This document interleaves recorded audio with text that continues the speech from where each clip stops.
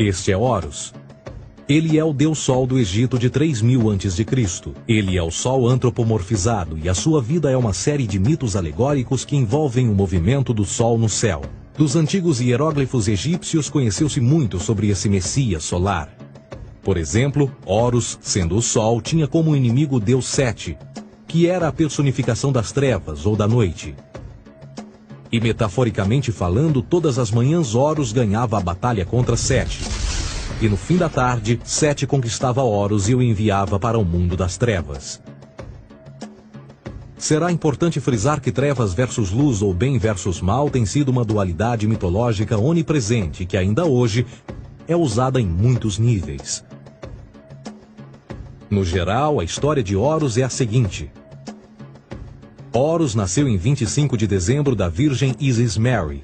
O seu nascimento foi acompanhado por uma estrela no oeste, que por sua vez foi seguida por 3 reis em busca do Salvador recém-nascido. Aos 12 anos era uma criança prodígio nos ensinamentos, e aos 30 anos ele foi batizado por uma figura conhecida por Anup, e assim começou o seu ministério. Horus teve 12 discípulos e viajou com eles, fazendo milagres tais como curar os enfermos e andar sobre as águas. Horus também era conhecido por vários nomes como a Verdade, a Luz, o Filho Adorado de Deus, o Bom Pastor, Cordeiro de Deus, entre muitos outros.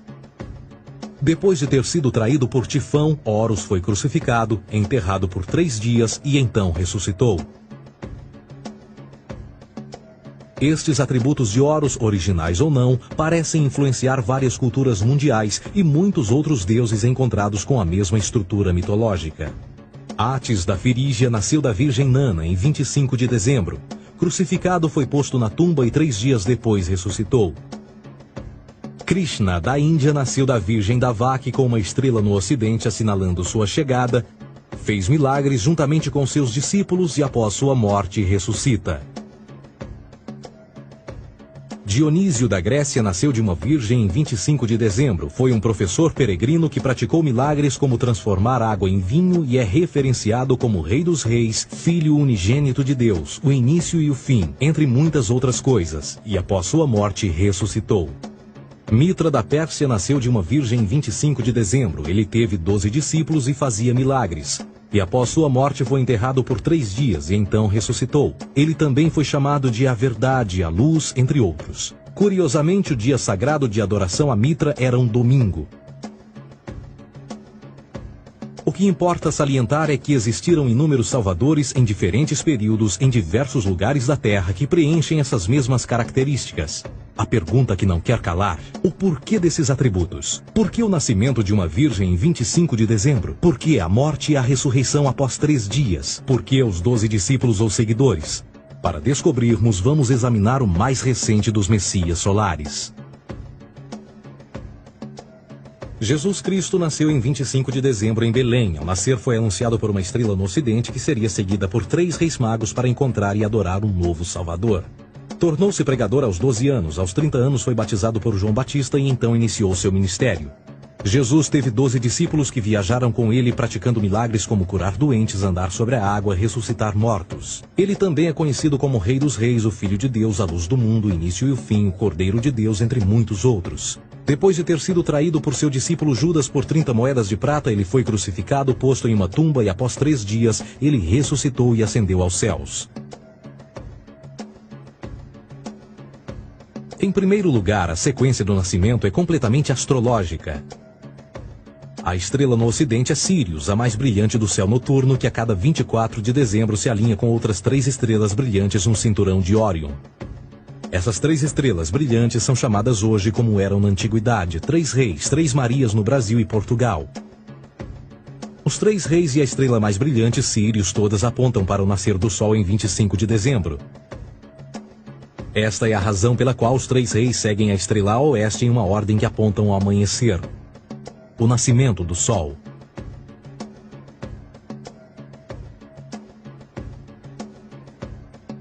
A Virgem Maria é a constelação de Virgo, também conhecida como Virgo, a Virgem. Virgo em latim significa virgem. Virgo também é conhecida como a Casa do Pão. E a representação de Virgo é uma virgem segurando um feixe de espigas de trigo. Esta Casa do Pão e o seu símbolo das espigas de trigo representa agosto e setembro, a época das colheitas. Por sua vez, Belém é a tradução ao pé da letra de a Casa do Pão. Belém também é referência à constelação de Virgem, um lugar no céu, não na terra. Existe outro fenômeno muito interessante que ocorre em 25 de dezembro, é o solstício de inverno. Do solstício de verão ao solstício de inverno, os dias se tornam mais curtos e frios. Da perspectiva de quem está no hemisfério norte, o sol parece se mover para o sul, ficar menor e mais fraco. O encurtamento dos dias e o fim das colheitas conforme se aproxima o solstício de inverno, simbolizando o processo de morte. Era a morte do sol. Pelo 22º dia de dezembro, o falecimento estava completamente realizado e faz com que atinja seu ponto mais baixo no céu. Aqui algo curioso acontece. O sol para de se mover por 3 dias. Durante estes 3 dias, o sol fica pelas redondezas da constelação do Cruzeiro do Sul, ou Alfa Crucis. Depois desse período, em 25 de dezembro, o sol se move 1 grau, dessa vez para o norte, trazendo perspectiva de dias maiores, mais calor e a primavera. E assim se diz: o sol morreu na cruz, ficou morto por 3 dias, apenas para ressuscitar ou nascer mais uma vez. Esta é a razão pela qual Jesus e muitos outros deuses solares compartilham da ideia de crucificação, morte por 3 dias e o conceito da ressurreição.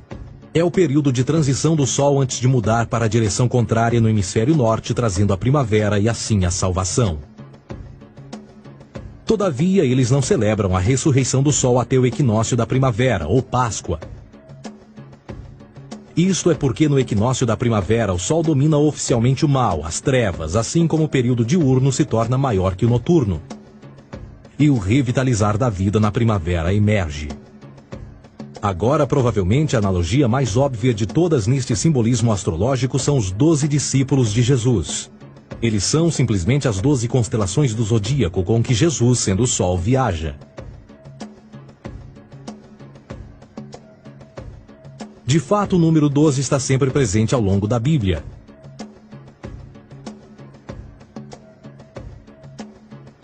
Voltando à cruz do zodíaco, o elemento figurativo da vida é o Sol. Isto não é uma mera representação artística ou ferramenta para seguir os movimentos do Sol. Era também um símbolo espiritual pagão. Uma logografia similar a isto. Isto não é um símbolo do cristianismo. É uma adaptação pagã da cruz do zodíaco.